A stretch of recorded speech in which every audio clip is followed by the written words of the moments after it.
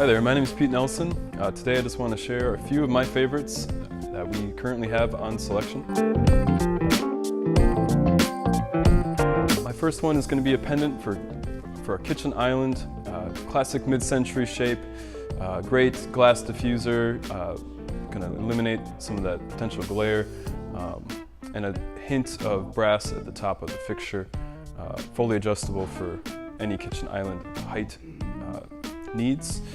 My second choice is a dining room chandelier. I just love the vintage and modern mix here. I like the fluted glass rods.